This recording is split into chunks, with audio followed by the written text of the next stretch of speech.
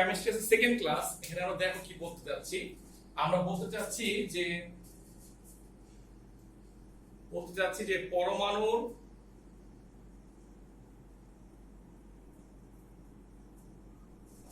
পরমাণুর যে শক্তি স্তরটা দেখো, এখানে নিউক্লিয়াস, তারপরে এটা 1 নাম্বার শক্তি স্তর, 2 নাম্বার, এটা 3 নাম্বার শক্তি স্তর। আচ্ছা, সো নিউক্লিয়াস থেকে যত দূরে সরবে তার শক্তির পরিমাণটা বাড়বে। মেয়েরা যারা প্রশ্ন করছিল তার অ্যানসারটা হচ্ছে ঠিক আছে অ্যানসারটা। আর এখানে কোশ্চেনটা হচ্ছে যে 1 নাম্বার শক্তি স্তরে তার শক্তির পরিমাণ সবচাইতে কম। এটার প্রমাণটা আমরা শিখব কেমিস্ট্রিতে। তারপর যত দূরে যাবে শক্তির পরিমাণটা হচ্ছে বাড়বে। এটা দ্বিতীয় শক্তি স্তরের শক্তিটা ওর চাইতে বেশি, এখান থেকে এটা হচ্ছে বেশি।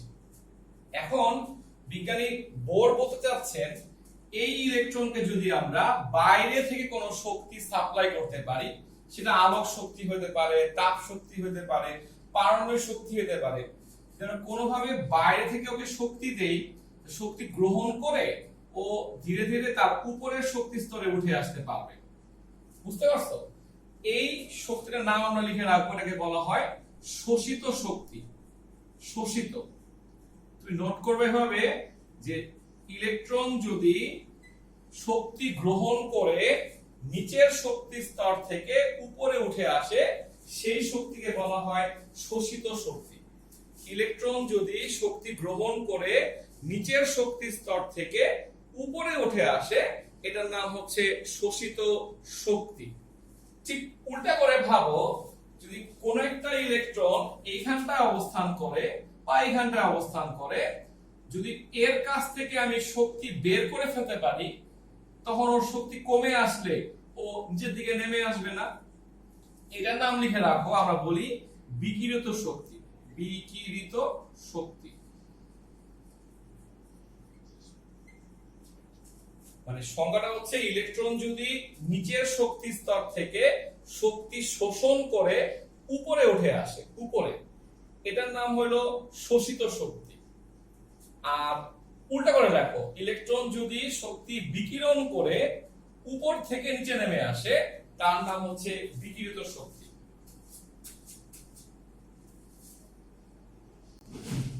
তাহলে ফাইনালি আমরা জানলাম যে বিজ্ঞানী বোরের সিদ্ধান্ত ছিল ডেল ই হওয়া সমান সমান E2 - E1। তোমাকে যখন পরীক্ষা এটাতে ম্যাথ দিবে, সূত্র একটা অঙ্কের, তুমি যখন দুইখান শক্তি দেওয়া থাকবে, তুমি সবসময় এটা ফলো করো, বড়টা হচ্ছে E2, ছোটটা হচ্ছে E1। তার মানে আমি সবসময় মানটা প্লাসে আনবো। আনার পরে যদি দেখো লেখা আছে যে ইলেকট্রনটা নিচ থেকে উপরে গেছে, তখন তুমি বুঝে নিবা এই শক্তির নাম হচ্ছে শোষিত শক্তি। আর যদি বলা থাকে ইলেকট্রনটা উপর থেকে নিচে নেমে আসছে, তুমি এটার নাম দিবা বিকিরিত শক্তি। দ্যাটস ইট, ঠিক আছে? অর্থাৎ তুমি এটা লিখে দিতে পারবা, জিজ্ঞেস করে যে কি ধরনের শক্তি এটা, তো লিখে দিবা জিনিসটা নিয়ে। এই পর্যন্ত পড়লে তোমার বিজ্ঞানী বোরের কথাবার্তাগুলো শেষ হইল। বোরের পরমাণু মডেলের সীমাবদ্ধতার মধ্যে পয়েন্ট নাম্বার 1 লেখো। বোর পরমাণু মডেলে একটি ইলেকট্রন বিশিষ্ট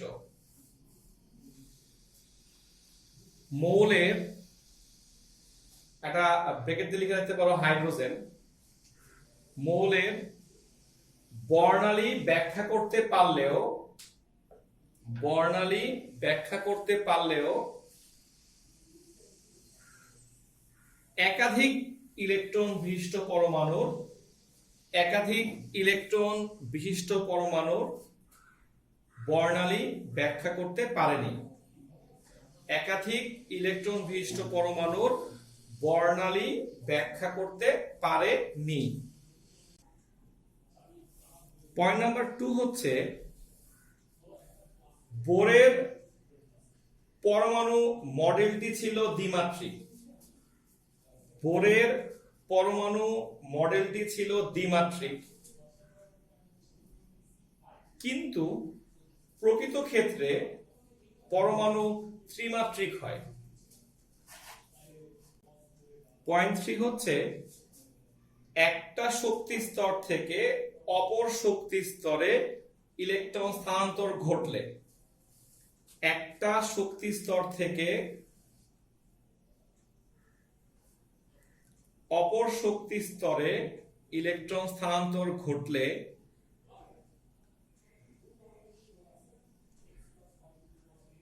বোরের মতবাদ অনুসারে একটি রেখা পাওয়ার কথা। একটি রেখা, এই রেখা নিয়ে আমরা বর্ণালী পাঠে আলোচনা করব, সবাই লিখে রাখো। একটি রেখা পাওয়ার কথা, কিন্তু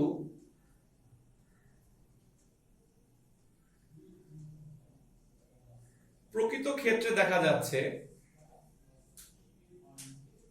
এখানে একাধিক সূক্ষ্ম রেখা বিদ্যমান, একাধিক সূক্ষ্ম রেখা বিদ্যমান।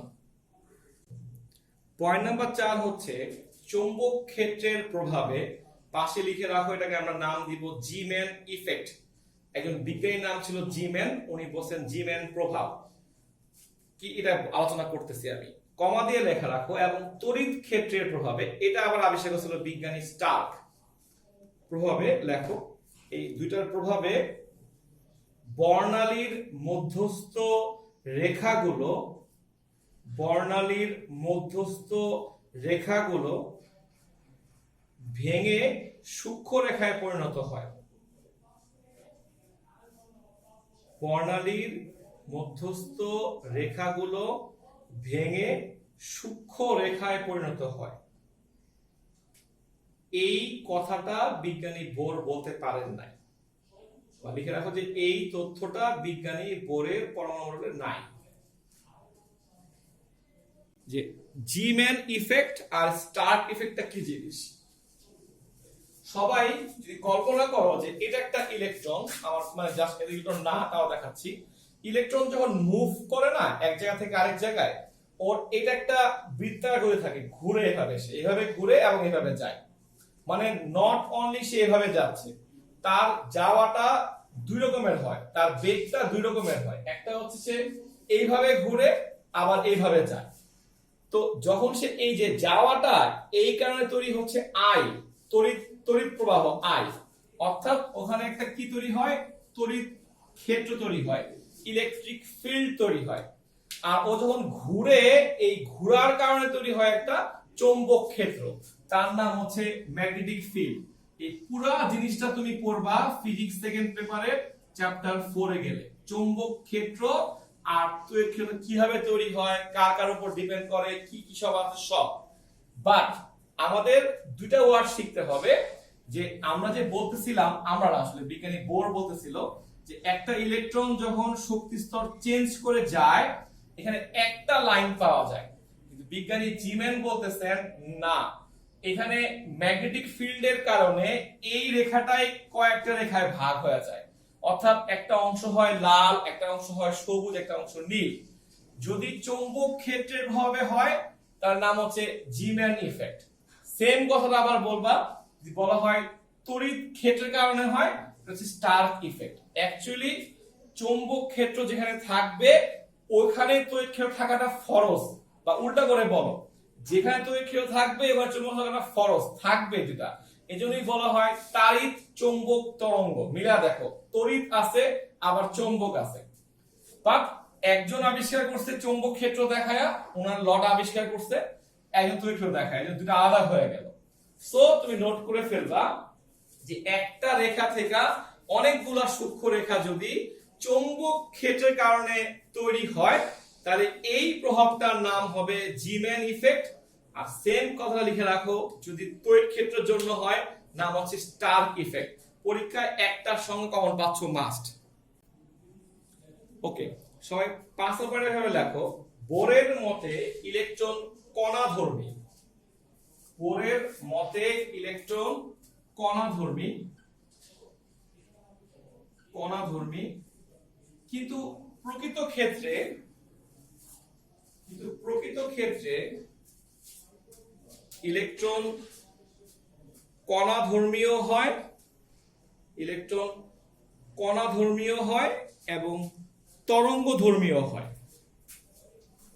প্রকৃত ক্ষেত্রে ইলেকট্রন কণা ধর্মীয় হয় এবং তরঙ্গ ধর্মীয় হয়। এই বললাম প্রকৃত ক্ষেত্রে তুমি বলবা যে বিজ্ঞানী বোরের মতে ইলেকট্রন হচ্ছে কণা ধর্মী, কিন্তু প্রকৃত ক্ষেত্রে ইলেকট্রন কণা ধর্মীয় হয় আবার তরঙ্গ ধর্মীয় হয়। সো নেক্সট টপিকস এর নাম হচ্ছে ম্যাক্স প্ল্যাঙ্কের কোয়ান্টাম তত্ত্ব।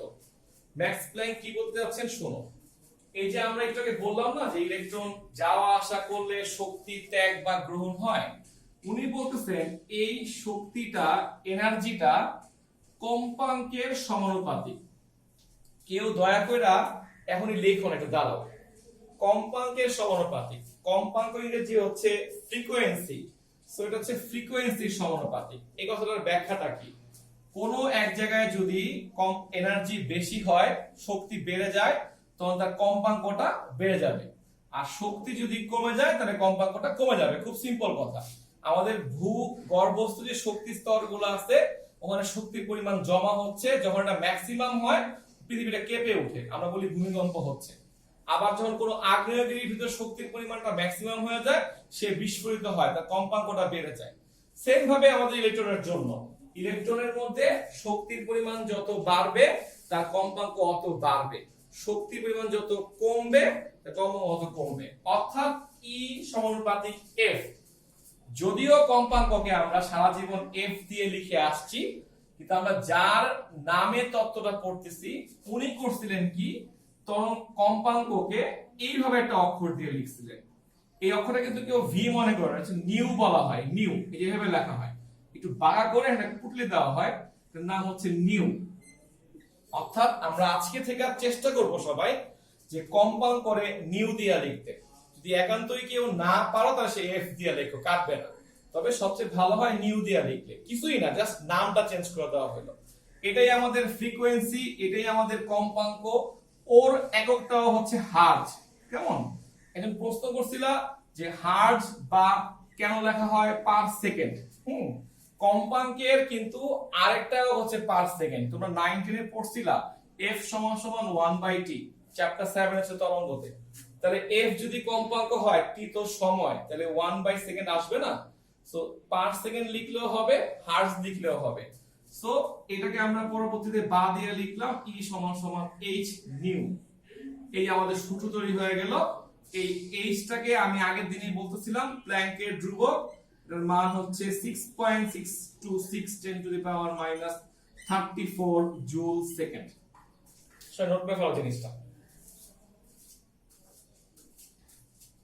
এটাই হচ্ছে আমাদের প্ল্যাঙ্কের কোয়ান্টাম তত্ত্বের একটা সূত্র। সবাই দেখো জিনিসটা, আমরা ছোটবেলায় তরঙ্গ অধ্যায়ে পড়ছিলাম v সমান সমান f ল্যাম্ডা। হ্যাঁ, v ছিল শব্দের বেগ, কিন্তু আমরা তো অ্যাকচুয়ালি পড়ছি তারের চৌম্বক তরঙ্গ, এটা হচ্ছে আলো মিল করা হয়। সো আমরা আজকে থেকে c লিখব v এর জায়গায়, f এর জায়গায় লিখব নিউ ল্যাম্ডা। এইটাকে সূত্র হয়ে গেল আমাদের জন্য, নোট করে ফেলো।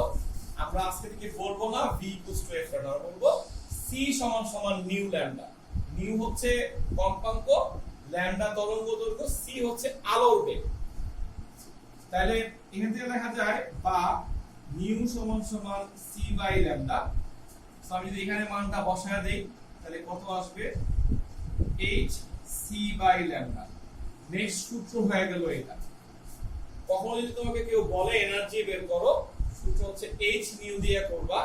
অথবা যদি দেখো যে নিউ এর মান দেওয়া নাই, তরঙ্গ দৈর্ঘ্য দেওয়া আছে, তখন তুমি করবা hc বাই ল্যাম্ডা। h এর মান মুখস্থ বসাবা, c এর মান হচ্ছে 3 10 to the power 8 metre per second বসাবা, আর ল্যাম্ডাটা আমরা জানি, তাই না? ল্যাম্ডার মানটা দেওয়া থাকে পরীক্ষায়, আমরা বসায় দিব। এই হচ্ছে তোমার প্ল্যাঙ্কের কথা।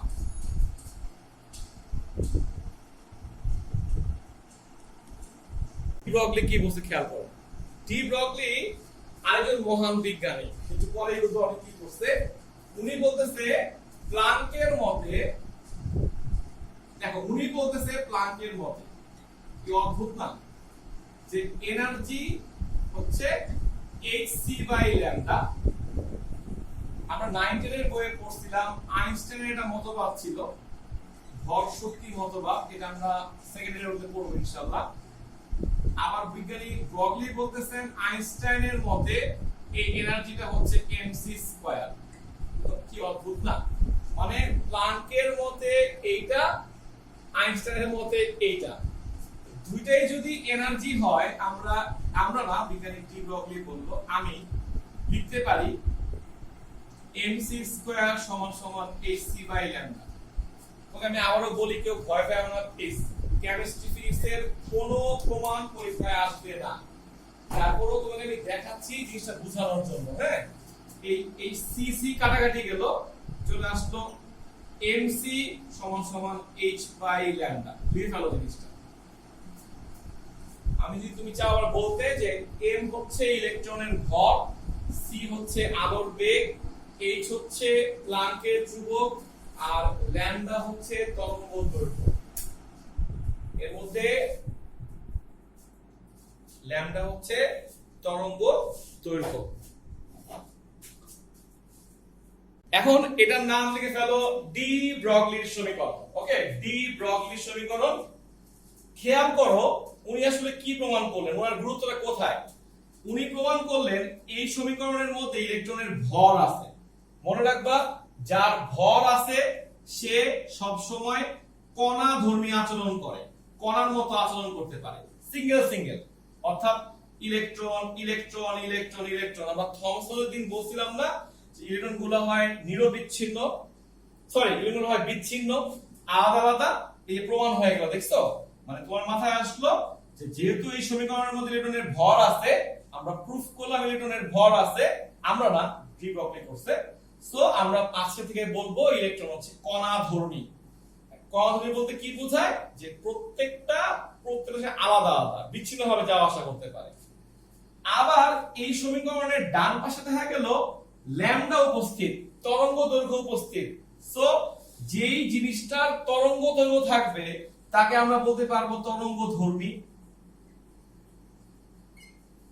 কি মজার জিনিস দেখো, ডি ব্রগলি বলে বসলেন, অর্থাৎ ইলেকট্রন একই সাথে কণাধর্মী এবং তরঙ্গধর্মী আচরণ করে।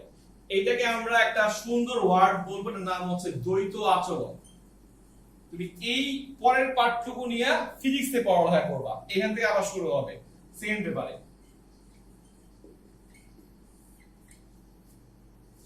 হ্যাঁ, বুঝাচ্ছি। মানে আমি বলছি কি, যে তুমি দেখো এই সমীকরণটার মধ্যে একটা মজা আছে। মানে আমি আসলে বলতে যাচ্ছি ডি ব্রগলি কি করলো এটা দেখানোর জন্য। ডি ব্রগলি বলতেছেন, দেখো এই সমীকরণে কে আছে, এম। এম কি ইলেকট্রনের ভর, তার মানে ইলেকট্রনের ভর আছে, অর্থাৎ ইলেকট্রন কি ধর্মী, কণাধর্মী। কণা মানে কি, ইলেকট্রনগুলো বিচ্ছিন্ন অবস্থায় যেতে পারে, অর্থাৎ এটা একটা ইলেকট্রন, এটা একটা ইলেকট্রন, ও একটা ইলেকট্রন, ও একটা ইলেকট্রন, আলাদা আলাদা কণার ন্যায় আচরণ করে। আবার দেখতেছি ডান পাশটাতে একটা ল্যামডা চলে আসছে, তরঙ্গ দৈর্ঘ্য চলে আসছে। তার মানে আমরা প্রমাণ করলাম ইলেকট্রনের কি আছে, তরঙ্গ দৈর্ঘ্য আছে, অর্থাৎ ইলেকট্রন কি, তরঙ্গধর্মী। কেন এই কথা জানো?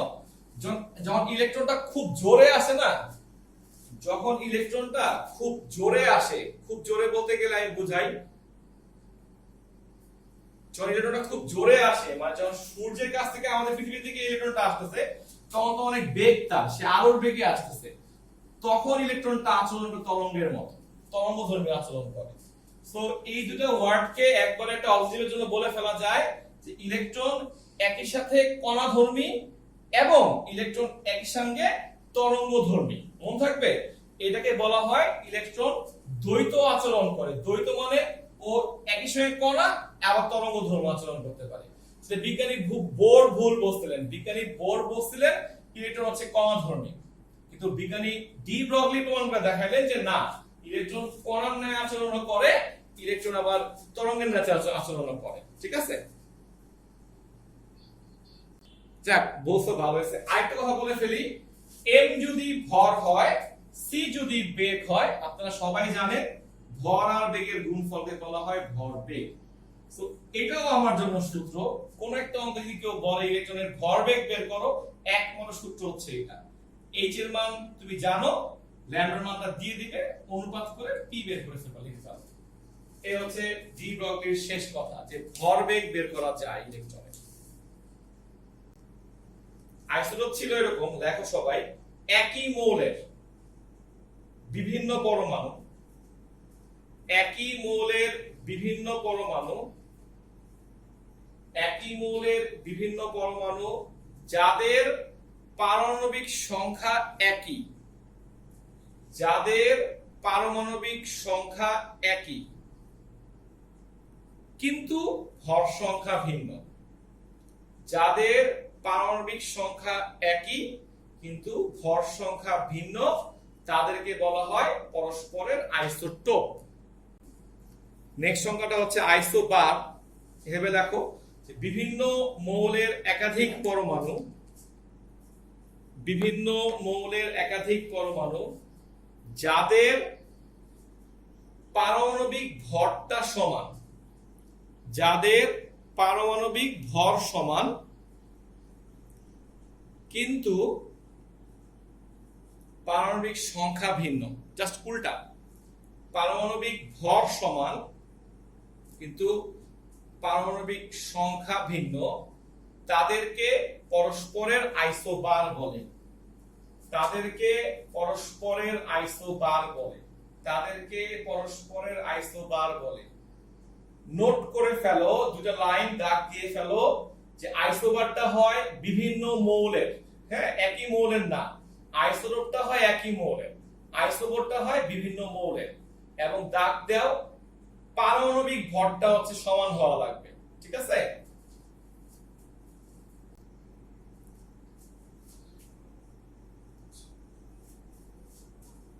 লেখা আমি বলছি সবাই লেখো। আইসোটোন হচ্ছে বিভিন্ন মৌলের একাধিক পরমাণু, বিভিন্ন মৌলের একাধিক পরমাণু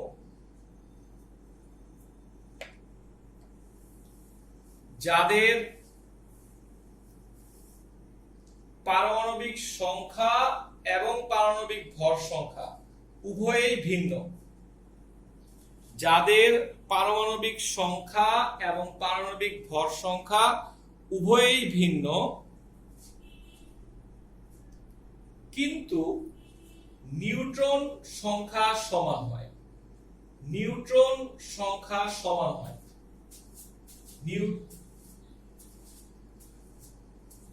বিভিন্ন মৌলের একাধিক পরমাণু যাদের পারমাণবিক সংখ্যা এবং পারমাণবিক ভর সংখ্যা উভয়েই ভিন্ন কিন্তু নিউট্রন সংখ্যা সমান, তাদেরকে বলা হয়।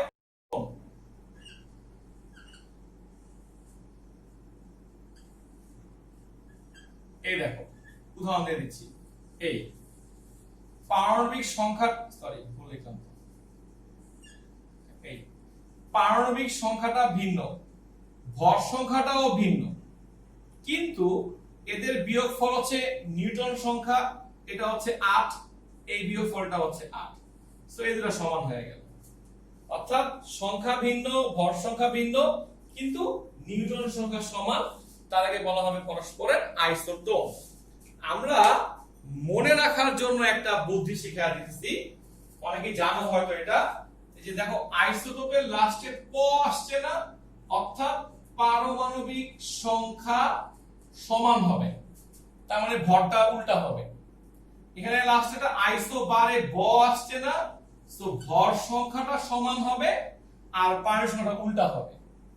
আর আইসোটোপে ন আসছে না, নিউটন সংখ্যা সমান হবে, বাকি সব ভিন্ন হবে। মনে রাখতে হবে তাহলে জিনিসটা দিয়ে, প দিয়ে পারমাণবিক সংখ্যা সমান, ব দিয়ে ভর সংখ্যা সমান, আর ন দিয়ে হচ্ছে নিউটন সংখ্যা সমান। ওকে।